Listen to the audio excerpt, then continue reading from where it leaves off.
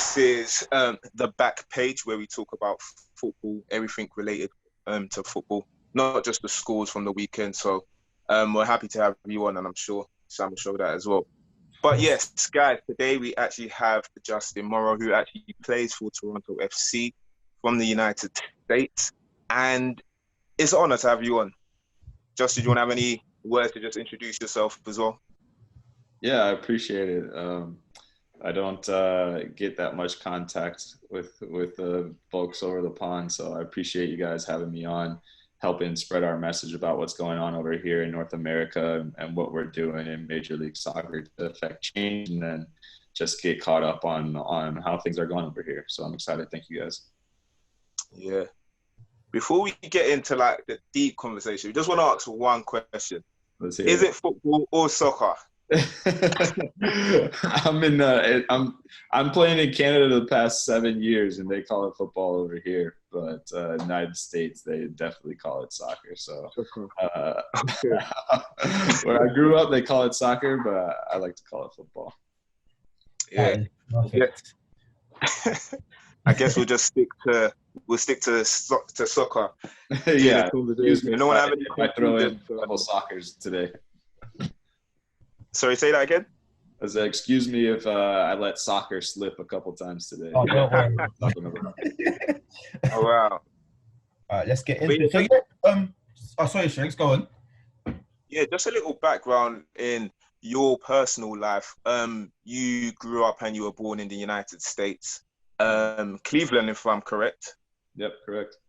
Wow. And at the time, I'm sure that basketball, baseball, and American football or football were like the primary sports over there. So I just want to get that quick insight into how you kind of fell in love with soccer. Like, how was it that soccer became your passion and your profession right now? Yeah, so I'm sure like most professional footballers, as a young kid, I had just way too much energy, and I was causing ruckus around the house, so my parents put me in football pretty early. I think I was like 5 years old when they just wanted to get me out of the house so that I would leave them alone, So they put me in the Saturday league, where it was just one time a week for kids local in the city. And so I started pretty young, but things went well from the beginning. Like I thoroughly enjoyed it. But like you said, all of these other sports in the United States are pretty massive, right? And so they weren't showing football on TV all that much when I was growing up.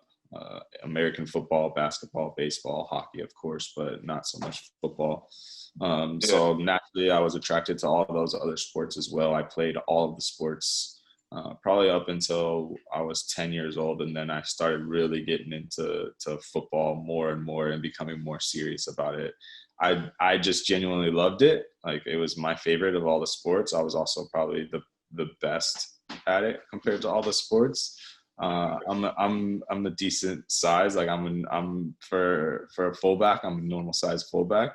If I would say that if I was any bigger, I might have been attracted to play American football or basketball, but it fit perfectly for my profile. So I kept on getting better, kept on getting more and more serious about it.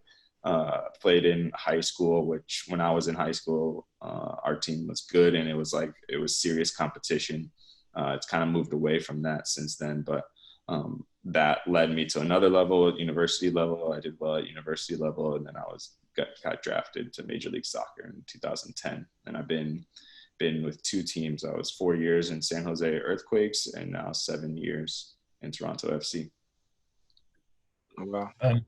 So you see, in terms of like you're saying that you've started at a young age, how was like the drafting system? Like, is it like, do you have to go to an academy, or is it like a thing where you have to go through schools to, get into the profession of football, should I say? Yeah. So in North American sports, the draft is always a big thing. In football, it's becoming less and less so now. Now we're starting to move towards the academies, like you guys have it in Europe, where kids are growing up through the MLS club system. They get signed to what they call homegrown contracts. And so a lot of these kids are turning professional 16, 17, 18, just like over in Europe, and they're foregoing the university route. But when I was growing up, that didn't exist yet. There wasn't defined academies for each MLS club. And so I went to university, and I got drafted after my senior year. So I finished my university. I have my degree and everything, and that very much used to be the route. And I think it's changing now. I think we're starting to get caught up in terms of the model that you guys have in Europe and all over the world as well, in the academy system. Like, you can see the MLS is starting to spend a lot more money on player development. They know that it's a good business to have kids coming through their own systems, lower transfer fees, all these types of things. And so we're hopeful that we can continue on that path. And that's not to say that university route is completely gone now, because that's still there as well. It's a very viable route for a lot of kids, but I can see it changing for sure. Where was you ranked in your draft, like, or nationally? Was you ranked higher? I got drafted in the second round. I can't remember. I think I was 28th overall. Okay. I was taking 28th overall. Yeah. Would you say that you prefer the academy system? Because like over here, like you said, it's pretty much academy based rather than going through like your school system and all that kind of stuff. But I feel like with that comes the problem of having to choose between like sports and education. Whereas like over here, would kind of, once you get to like the age of like 16, it's pretty much you have to pick whether you want to continue like further education or go into sports, whereas in your system or over in the States, you kind of can accommodate fulfilling both of them at the same time. Which do you feel like is better that way, or do you still feel like the academy system is pretty much better at producing better athletes? Yeah, I think it's personal, really. For me, it was very important for me to get my degree. I always know that I want to work when I'm done with football. Like, I find that a big part of myself, and I knew that was necessary, you know, that I would have something to fall back on and I could have a career after my football career. So that's something that I've always had in the back of my mind. But it's also important that we have this academy system because, like you're saying, the younger you are exposed to the higher level of football, probably the quicker and the higher your ceiling is going to be. You know, the quicker your development is going to be, and you're also going to have a higher ceiling, because if you're exposed to that environment at such a young age, it can only toughen you and make you better. That's not to say that universities don't have good programs. There are a lot of good programs with a lot of good coaches out there, but I think we all know that there's a difference in level between the professional level and university level. And so when you're exposed to that at a young age, it really produces really good players. And I've seen that with players that I've played with, and I've seen it with players that I've played against. Okay, interesting. We've all seen like the current pandemic and crisis that's been going on, coronavirus and all that kind of stuff, and it's affected us all in one way or the other. And I feel like even as an athlete, it will probably even affect you guys more. How would you say that that's affected you in terms of training, affected the club, affected the league? In fact, how has it affected you? Yeah, I think the biggest thing is just emotionally. You know, it's just a big stress on the mental, on family life. And as far as football goes, like, I think football at the end of the day is second to overall human empathy and health. I think this pandemic has made us all across the whole world feel more connected on a human level. And I think that's so important. You can never forget that, because what we do as footballers, it's our job, but we can never forget that we're human beings first. And so I think that's brought that down to a base level this year. And it's been tough, but not unlike how it would be tough for other people in other jobs who may have less job security, who may be worried about where their next meal is going to come from. So I personally, I like to put everything in perspective. Like, it's been a tough year, but it's been a tough year for everyone, right? Like, it's no different for footballers than it is for anybody else. And I feel privileged and really know that I live a pretty comfortable life, and so the fact that we weren't able to play football for a number of months this year, and I was stuck inside, and I wasn't able to run and get out like I normally do, I put it in the grand scheme of things, knowing that there are much worse people much worse off than I am, and so I was confident that at some point this year we'd get back to football, as we have. We played this tournament in Orlando, and now we're back into the regular season, and things aren't normal. You know, we're playing in front of no fans. We're getting tested, COVID test things stuck up our nose every 2 days. There are protocols when we travel. We don't leave the hotel, like all these different things. But like I said, in the grand scheme of things, when you look at the big picture, like, we're going to be all right. Like, so now that your league has started, how is it not playing in front of fans? Like, how do you get the motivation? Because I know that, you know, fans play a big part in football. I know that, let's say you're a goal down, your fans can really like spur you on and encourage you. So how does you and your team get the motivation to, you know, come back, or, you know, motivate yourselves for each game? Yeah, it was really interesting playing in Orlando. That was the first time without fans. And of course, all the teams being in one location, everyone's at a neutral venue. It was so different and so unique, that you can get around that. And now that we're back into our home markets and playing in our normal stadiums, it's very eerie being in a stadium full of no fans, especially a stadium where in Toronto, where we're used to having so many fans there, you know. And so, like you said, they give us that boost when you feel the ebbs and flows in the games. The other day in our game, you know, we were creating big chances early on in the game, even before we scored, and like you expect the roar of the crowd when the other team's goalie saves a really good shot, or we make a good play. You know, you expect some clapping, and it's just a completely different feeling. But like I said, we're all adjusting and rolling with the punches here. I wouldn't say any of us feel like it's normal, but we're definitely looking forward to the days where we can get back to having fans and playing in front of fans again, because like you said, bringing that emotion is difficult. And I think at first, when we were in Orlando, like, everyone's just so excited to get back to playing, and it was a tournament style, right? So it's game, there's pressure, it's really ramped up, and so you can account for that buildup of emotion in different ways. And now that we're getting into regular season, a little bit more of a pattern like normal, playing games every couple of days, it'll be interesting to see how guys handle that situation and that lack of push emotionally. Like, in terms of your the tournament in the bubble, how was that kind of like linking up with other teams and being in the same place? Was there like any like trash talking going on? Was there any bragging rights? Was there any the defenders and strikers saying, you know, you can't mark me? Like, how was that? Yeah, well, because of the pandemic, it was honestly so nerve-wracking in the beginning. Nobody knew how healthy it was to be there. Nobody knew if it was going to work. And I think in the beginning there was some positive cases. And so we're in the same hotel together, right? Like, we all have our own floor. Each team has their own floor, and you pretty much stick to that floor, except for when you go down to have your meals, or to have a team meeting, or go to the gym, or go to training or whatnot.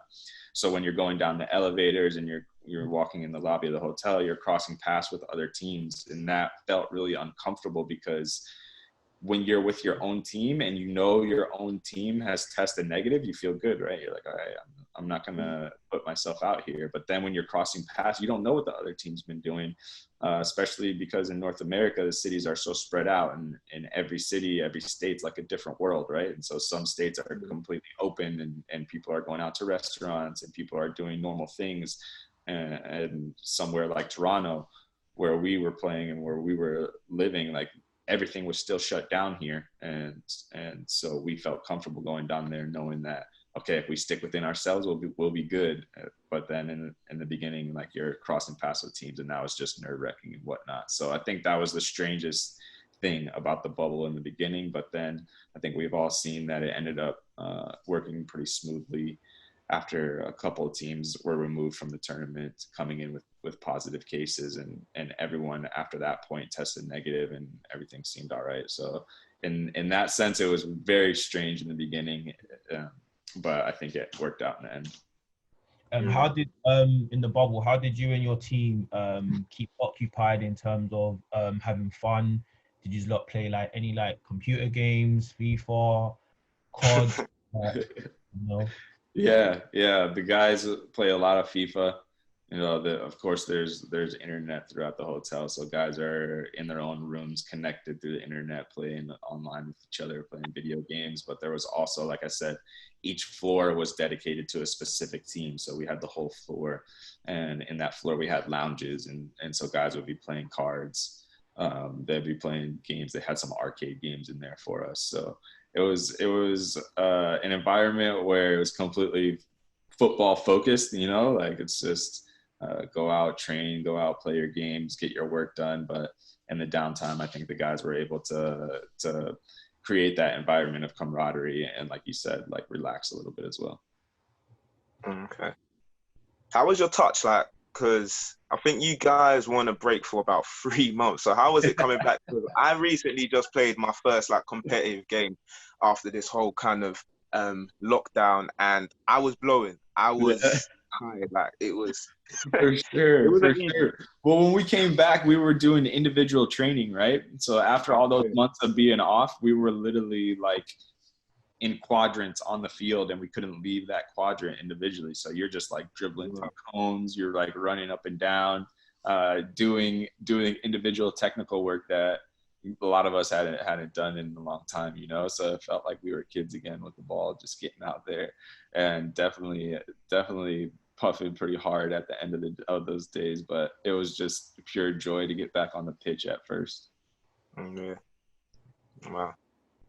So you've played in both the States and in Canada as well. How would you say, what do you think is like the difference in terms of following of soccer? Do you feel like it's big in the US or Canada? Or do you think it's pretty even?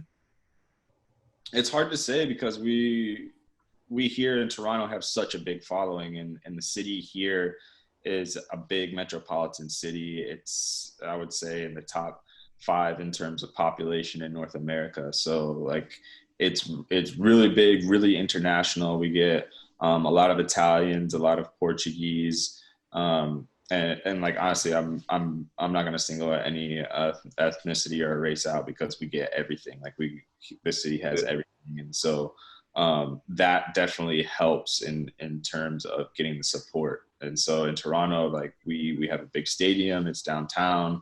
I think anyone who's played here would say that we have a really good thing going, and compared in the league, like there are a lot of places that are still growing in the United States, and that interest in the sport is still growing, but that interest is firmly here in Toronto. So I've really appreciated my time here for sure. Yeah, and you guys had a really big year last year. I mean, getting to the finals of the MLS, and also even the basketball team as well, winning the NBA as well. So that must have been a big like uplift for the actual city. Your city must have been so turned. Yeah.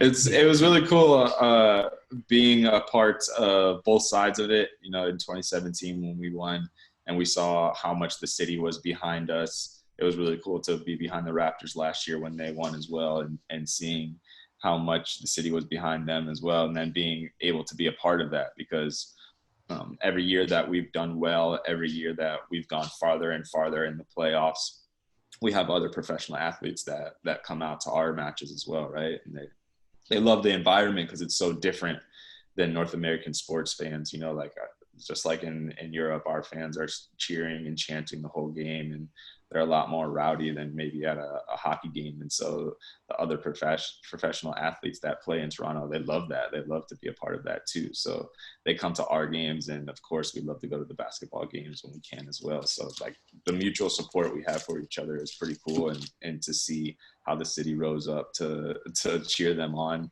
And it was really like the country, you know, because the Raptors are the only Canadian basketball team. So it was like the whole country was behind them. And in that sense, it was something unlike we had seen before. So that was cool. Definitely memories that I won't forget, going to watch those games. They won in an away game. They won in Golden State. So like being out at the pub watching watching that game and then like flowing out onto the street and just walking downtown afterwards with the whole city, like literally the whole city was out on the streets walking downtown celebrating and everything shut down. So that's cool, man. Like those are some memories I won't forget.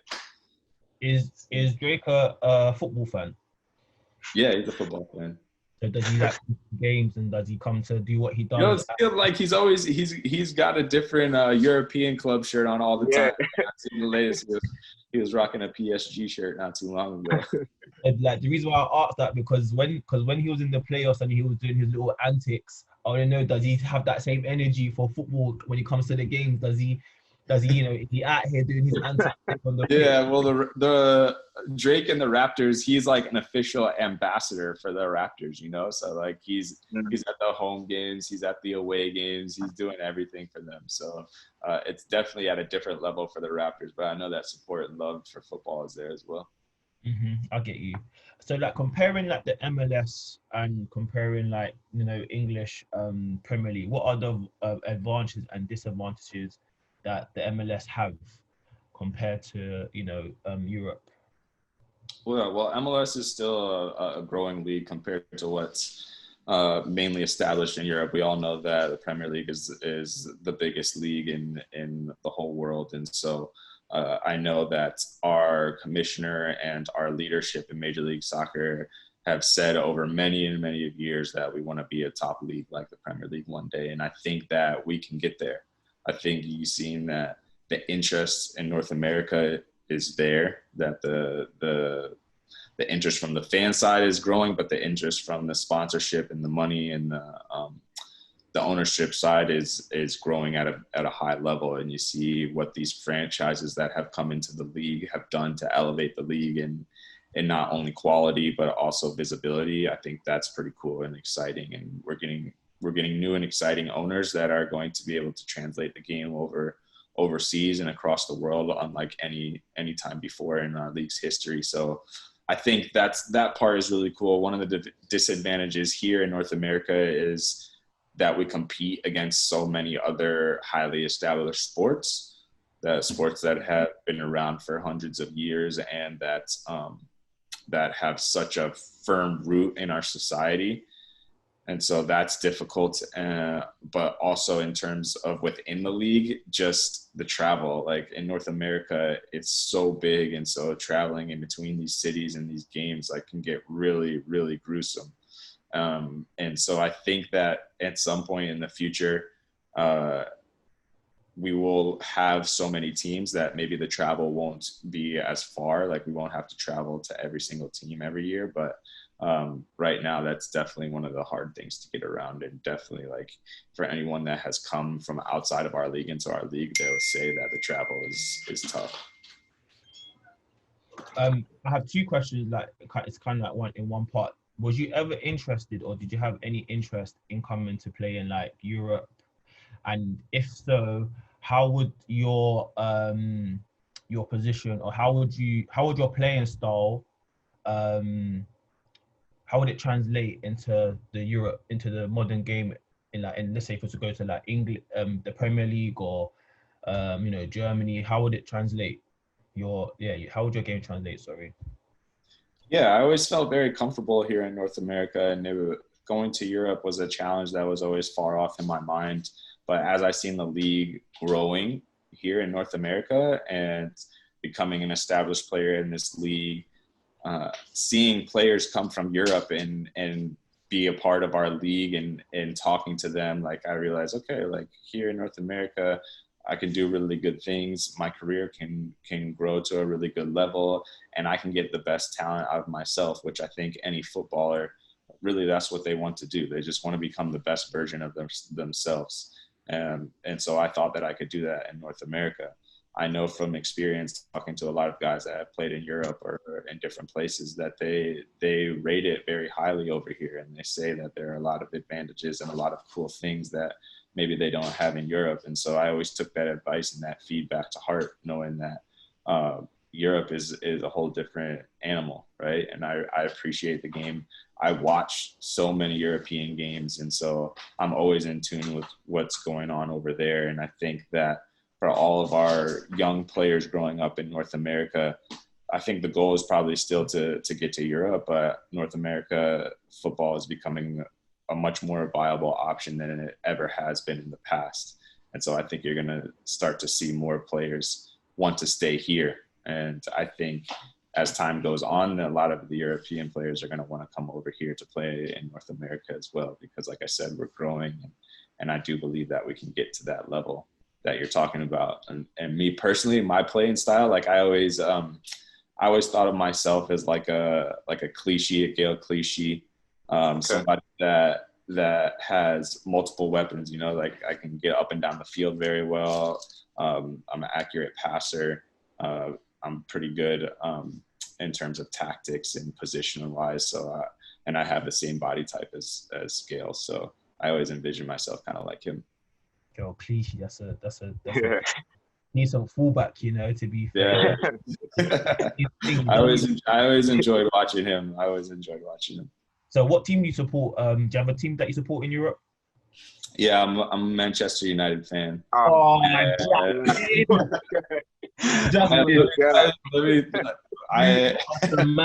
Don't worry, I get that response a lot. There's a reason why my coach in university grew up. He's Scottish. He grew up in Aberdeen, and he's friends with Sir Alex, and his name is Bobby Clark. And so when we were in university, we always used to watch film of Manchester United, and that was back in the day when Ronaldo and Rooney and all the boys were there. Scholes, Giggs, Carrick.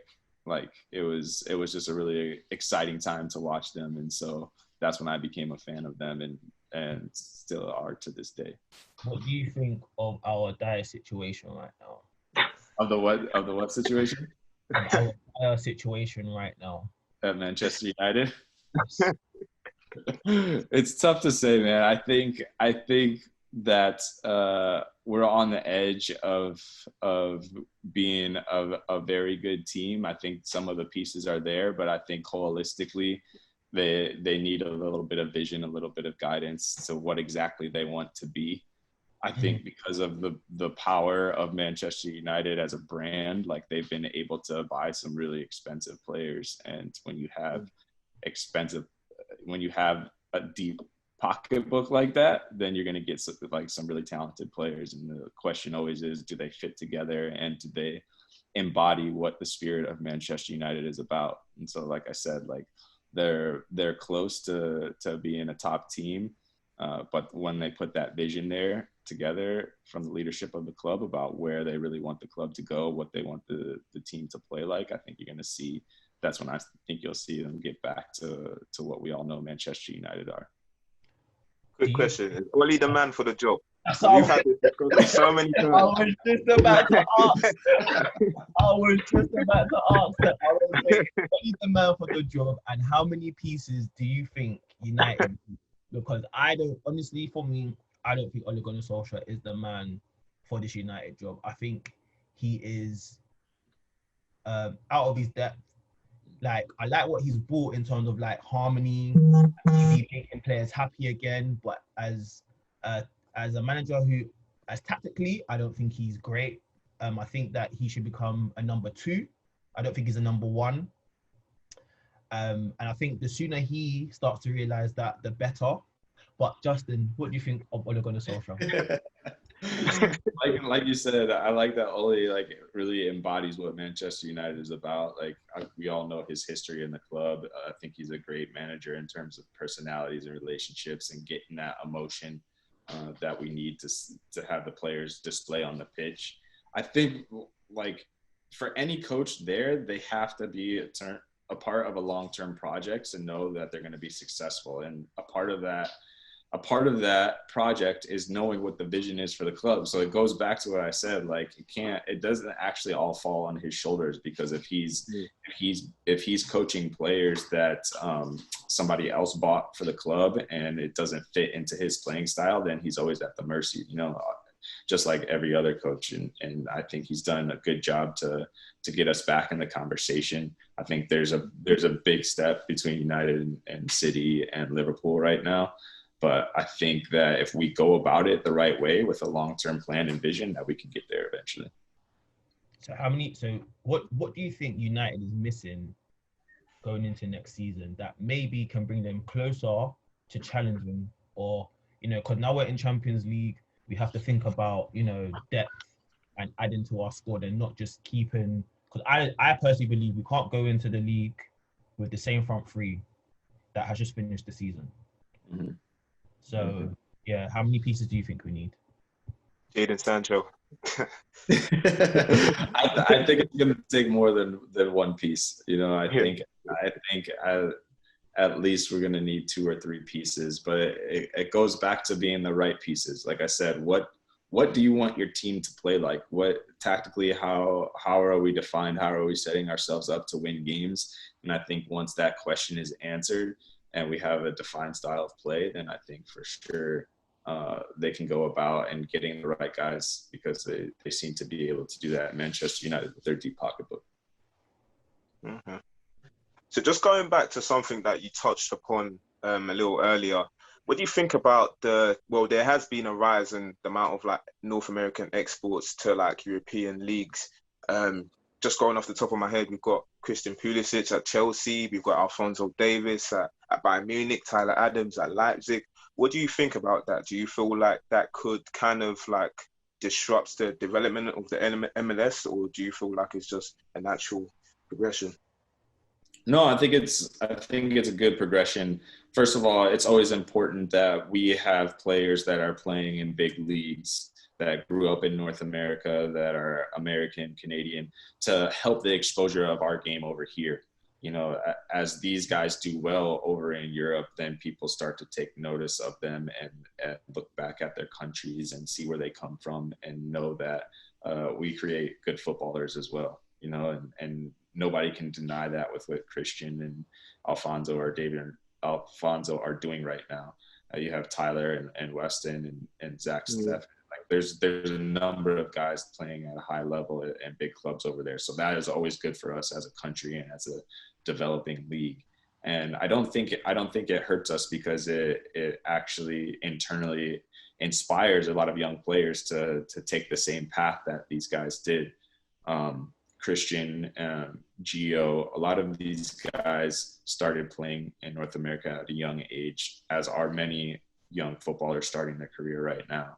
And just to know that they could see themselves reaching those levels one day, it's very important for them to actualize that and visualize that, knowing that Christian is doing it over there day in and day out, gives them that motivation that they started in the same place, and maybe one day they can get to his level as well, knowing with the hard work that it entails, but knowing that the opportunity is there. I think that's the most important thing. And that's why I say, like, even you look at Alphonso and Tyler playing in Major League Soccer at such a young age, and creating the opportunities to move over to Europe the way they have, like that pathway is there.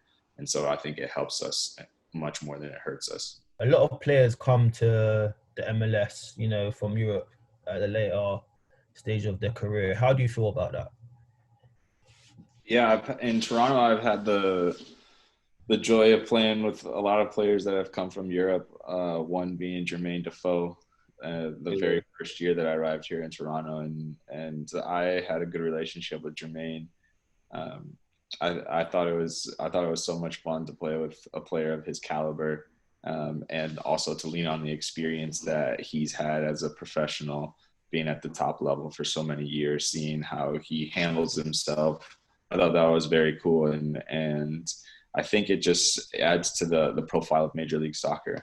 After Jermaine left, Sebastian Giovinco came here to Toronto, and he again upped the profile of our club, upped the profile of our league. You see how he lit the league up, doing very well. He came at a very good age, and so I think the more that we see those players come at a younger age is going to be even more beneficial for Major League Soccer and upping the profile and the way that people view us around the world. What was it like playing against the likes of people like Gerrard, Lampard, David Villa, who else? Even Wayne Rooney that came to the MLS. What was it like playing against all of these, these players? Yeah, for me it was incredible just because of they're such big legends in their respective clubs and their respective careers and what they've done in the game of football. And so for me it was really cool to, having watched them for so long from afar, to be able to be on the same pitch as them, and each one left their own legacy at their own respective club in Major League Soccer. And I'm happy to have been on the better side of those legacies in the past couple of years, and that Toronto FC has fared pretty well against all of those opponents. I mean, the ones that stick out to me are David Villa. I thought that he was just a really strong competitor, like showed up day in and day out. Every time we played at NYCFC, like I always had my eye out for him, knowing that I'm a defender and that he's just a guy that can change the game at any moment, So I thought amongst those guys that you listed, like I thought he was up there. And then the other one was Drogba, playing against him in Montreal for a decent amount of time. He also brought that same competitiveness to the league and to his game in particular. I know that there's already a rivalry between Toronto and Montreal, and like his profile just seemed to up that rivalry, and their team really galvanized around him. And they got the better of us once, and then the following year we got the better of them. So it's always a fun competition between Montreal, but he brought something like a little bit special to that. Yeah. Talking about your own personal career, what would you say has been your most kind of memorable moment? You've done quite a bit. You've had caps for your country. You're also in the 2017 Team of the Year. What would you say is like your most memorable moment? My two most memorable moments are winning the championship with Toronto FC in 2017, and also winning a trophy for the United States in 2017 in the summer. We played in the Gold Cup. We played in the Gold Cup over here, and we won a championship. And as a youth player, I was always considered one of the best players in my area, in my region, my state, and my city. But I never was able to reach like the national level. Never played for the youth national teams, and it was always something that I aspired to. I always wanted to be considered one of the top players in our country, and I felt like I was just on the edge. So that always gave me a chip on my shoulder when I was a young professional, knowing that I still had a long way to go, but like wanting to prove to everybody that I was there. And so to make it onto the national team, to be in a tournament and to win a trophy for my country was pretty cool. And I did it alongside some legends in the U.S. national team that aren't there anymore. And it's just great to have that memory, knowing that I did it with some pretty cool people that I look up to, and also did it for the country. Yeah. Sorry, those are my two favorite moments. Okay. Yeah, so thank you for we've got a nice little insight to your playing career in the MLS and just how the MLS is. I want to move on to something that are a bit more closer to your heart. With the George Floyd stuff going on and the Black Lives Matter movement. You are the CEO of the Black Players Coalition. Can you just explain to us what that is and what that movement is and what you hope to achieve with this movement? Yeah, so we came together as a player pool like right after the death of George Floyd. We were all at home from COVID and quarantine, and so we got on the Zoom call. There was like around 70 of the Black players in Major League Soccer, and we got on the call and we were just like talking through everything that had happened, expressing our disappointment, how the league handled things, knowing that Orlando was coming up and we had this big opportunity. And so we were like, oh, what are we going to do? And so we kind of just organized ourselves into what is now called Black Players for Change. And it's an organization completely player-led, player-driven that's aimed at breaking down systemic racism in the world of football, specifically in Major League Soccer to start with, but also in our local communities where a lot of these clubs are based in, Black communities. And so we wanted to do our part as footballers, as professional athletes, to make change, because I think everybody in the whole world And these past months have been like, what can we do? What can we do? And so we wanted to make sure that we were starting specifically in our area of expertise. And from there, we can move outward and making the change that we want to see in the world. And so what we want to do, starting within Major League Soccer, is increase Black representation within the sport. And that's at all levels. So for sure, we want more Black head coaches, more Black executives, but we also want to make sure that our youth, our young Black boys and girls, are having access to the game so that they can have a pathway just like their white counterparts to be at higher levels of the game. Because we know that in North America and the United States, we have a pay-to-play model where it often excludes minorities and people that are in low income neighborhoods. And so we want to make sure that there's a pathway there, because I think in the United States, we have just an incredible wealth of diversity and background. And so we want to make sure that everyone is represented equally in our sport, which is the world sport, right? Yeah. And also, I just wanted to speak as well. Did you ever have any like personal experiences with racism, either playing or even before your playing career? Was there anything that kind of triggered this response and this outcry to racism in terms of personal? Yeah, personally, I have like a couple of horses in the race, if you'll say. I grew up as a Black person in the Midwest, where it's still pretty divisive in that where I was growing up, there was just a lot of white people. I was surrounded by a lot of white people, and in my schools, in my community, and so being mixed and not really fitting in on either side, completely on the white side or the Black side, I always felt in between. And so just wanting to break down those barriers further.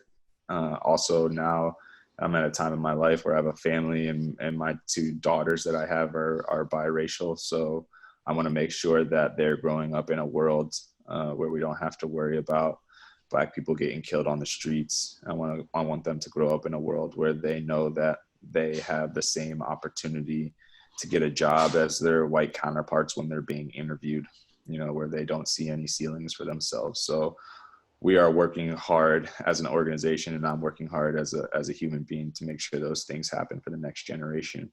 And then personally, my biggest incident with racism was in high school. I was becoming a visible athlete. I was excelling in my sport, and I was in local newspapers. And me and my teammates, I had one Black teammate on a team of predominantly white players.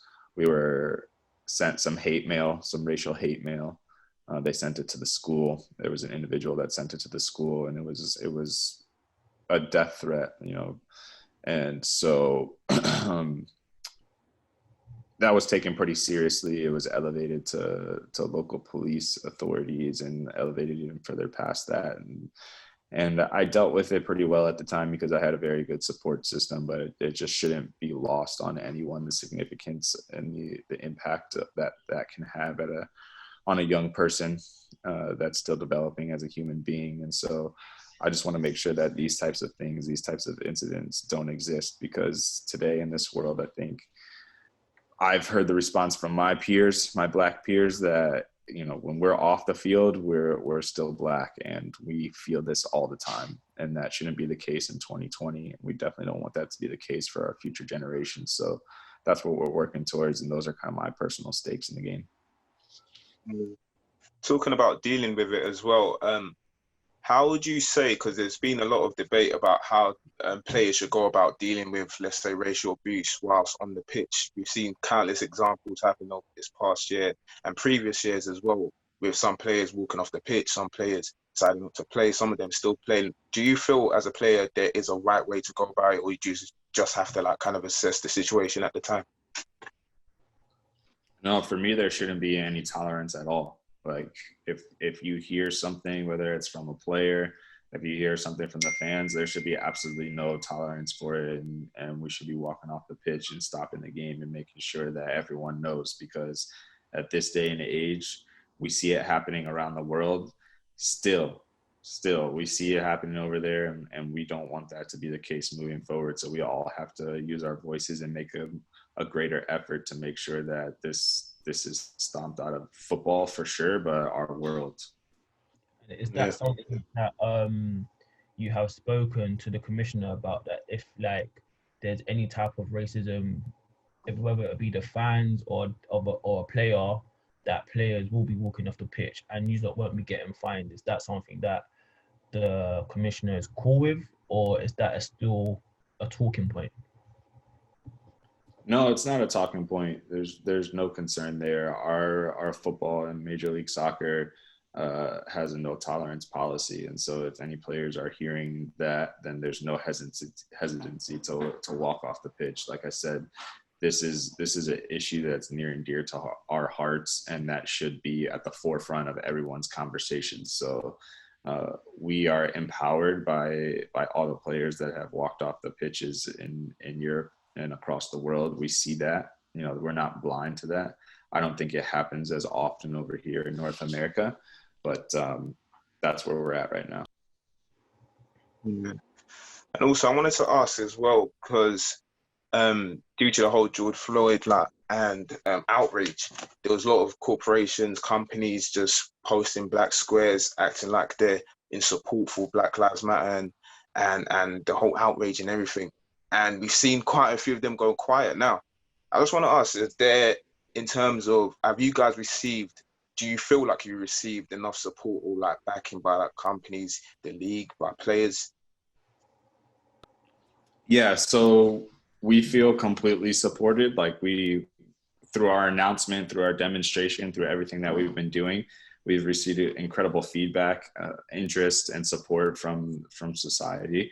It's our job as professional athletes and to use our platform to make sure that this conversation doesn't go away, because we've seen the cycle, right? And so we want to make sure that these things don't continue to happen. And we're kind of there to first and foremost, not go away, but make sure that it's on the forefront of everyone's minds, that this isn't a conversation that dies out, because like you said, what was the interest? It was all very positive, but we know that in time that will go away. So as long as we keep using our voices, as long as we still keep impacting our communities, as long as we're driving home the point within the league and our society, then at least we can say that we've done our part to move this conversation and to move this thing forward. Do you see any like progress being made though?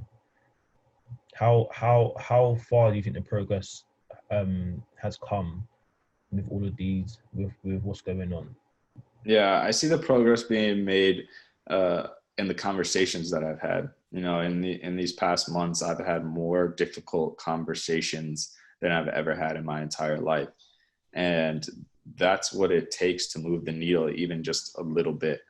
And so within these conversations, if I can hear feedback of opposing views and I can give that person my honest experience and feedback, then maybe one of us will see things a little bit differently. And that's when you make up a little bit of ground. And they're really difficult conversations. They're long, difficult, drawn out conversations, but I've had more of them, like I said, in these past weeks and months than I've ever had in my career. And the support has been there from a lot of people. But when there's pushback, it opens up the possibility of having a conversation. And that's when you can make up the difference a little bit, because there's a lot of things to fight against. You have to fight against a system that's been built over hundreds of years, and that's not going to change in weeks and months. But if we can continue to have these conversations, then maybe it chips away a little bit. And so that's where I see the progress being made. What kind of impact do you want Black Players for Change to make in your community in Toronto, or other players' respective communities? What kind of impact do you want? Yeah, I want to make sure that we are role models to our young Black boys and girls. I want to have a specific relationship with them, knowing that they need someone to look up to within our sport, something to aspire to. And all of our Black players that are in first teams now, that are in national teams, these young kids should know that there's a pathway to get there and that we're helping them do that. And so that will be very impactful. we're definitely going to be helping in our local communities in numerous ways. Like I said, mentorship programs, internship programs, financial literacy programs, and we're going to be fighting really hard for this increased Black representation at the highest levels of sports. And is this only something that you want for the United States, or are you trying to expand that globally, or is it something that you're just trying to keep in America? Yeah, one of the coolest things about starting this whole thing has been interacting with other professional athletes that are doing the same thing. Like I've had conversations with professional athletes in every major league in North America. I've had conversations with players in the Premier League about what we're doing over here, about what they're doing. I know that a lot of guys are fighting individually against racism over there in Europe. So to get them connected with what we're doing, to share our insight and our experience about how we've come together, if that can be helpful to them at all, I'm always happy and glad to do that. And we've had some pretty productive conversations so far on that front. And so I see one day a world in which all these professional athletes are connected in some sense and echoing the same sentiments on the same platform, because we do, when we bond together, we do have such a large impact on the world, and we have such a big voice. And so if we're together on it and saying the same thing, then there's nobody that can't take notice. Yeah, 100%. We had a conversation earlier with Kick It Out, which is pretty much an organization that does similar stuff to what your organization does as well. And it's interesting because both of you said the importance of having these kind of conversations and enlightening people and opening the world's eyes to these issues that players are actually going through. So I actually appreciate what you've said, and I hope the BPC goes further and you guys actually make a change as well. Thank you, man. I appreciate that. We will keep fighting. We won't give up. Yeah. So are you watching the Champions League? Yeah, I'm gonna watch Champions League for sure. Who's your money on? I'm behind Bayern because having played against Alfonso for a number of years and seeing him do so well, I want him to continue. I think it would be really cool for him to win a trophy and represent us very well over here. So I know it's going to be a good match regardless. Like two high powered teams, like just so much fun to watch on both sides. So I'm hoping for a really nice, intense match. Did you ever see Alfonso Davies? Did you see this where he is? Did you see that it was going to happen for him, or Yeah, you never quite know how players are going to translate abroad. Like I've seen so many young players do so well over here in North America, and they get over to Europe and it's not exactly the same. But it's just been a pleasure to watch him. And like I said, having played against him, knowing what he brings to the game, to see how that can play out in Europe and how he can affect the game over there. And he's still growing, like he's still technically and especially tactically, like still growing into the game. So it'll be cool to see where he goes from here. Interesting. Yeah, we're going to go into a round of quick fire questions, we like to call it. Where do we kick this off? Messi or Ronaldo? Messi. Interesting. That's very interesting. Okay. Who would you say your all-time favorite player is? Ooh, that's tough, man. But I'm a big Zidane fan. Like I just love the way he played the game. So much expression, and passion there. And now, seeing what he's done as a coach, just the full package, man. I really respect him as a person, and I think our generation is missing watching someone like him play the game. The hardest player you've had to defend against? Probably Thierry Henry. I think he is just so dynamic and can hurt you in so many different ways. I think that he brought something different to our game over here in North America. So he was a pleasure to play against. And now I'm competing against him again he's the head coach of Montreal. And so we're getting ready to battle here in a couple of days coming up. So those games are always fun. The most underrated player that doesn't get enough credit. I mean, he's not underrated right now, but I don't think that people on the world stage appreciate Carlos Vela as much as they should. I know he's had some difficult relationships with the Mexican national team, but I know that he did so well over in Spain, and like honestly, I think he's just a really top player. And it's whenever I face him, like I'm always thinking like, where he's at on the pitch and what is he doing? Because another guy that's so lethal. The strongest player you've come against? Definitely Drogba. Like if the ball's coming in the vicinity, like and especially in the air, like you're not getting close to that guy. I'm pretty sure Jose Altidore he's a bit of a tough lad. Yeah, Josie's a big guy too, but trust me, Drogba, you don't want to be in the area when the ball's coming in the air for him. Fair enough. Do you have like any like funny like training ground stories? Any like funny, pre-game stories? Yeah, nothing that's coming to the top of my head now, but we got like, as a player, like there's always the out-off fight, the out-off battle within the team when something happens and guys are speaking their mind, and then that raises a little bit too much. But you always want to keep those in-house and whatnot. So like, we got a lot of stuff happening. I've been a professional footballer for 11 years now, so definitely some stuff that's gone on, but. How much trash talking goes on the pitch? How much what? Trash talking. Yeah, not so much over here in North America. I feel like guys are pretty calm, and we get some stick for that because the other leagues, in American football and basketball, these guys are talking mad trash all the time. But there's always a couple that are chirping. But those guys are known throughout the league, just like in any other league. Yeah, I find it so funny because there's like no fans. You can actually hear what some of the players say. Yeah, you listen a little bit more on TV now, huh? To see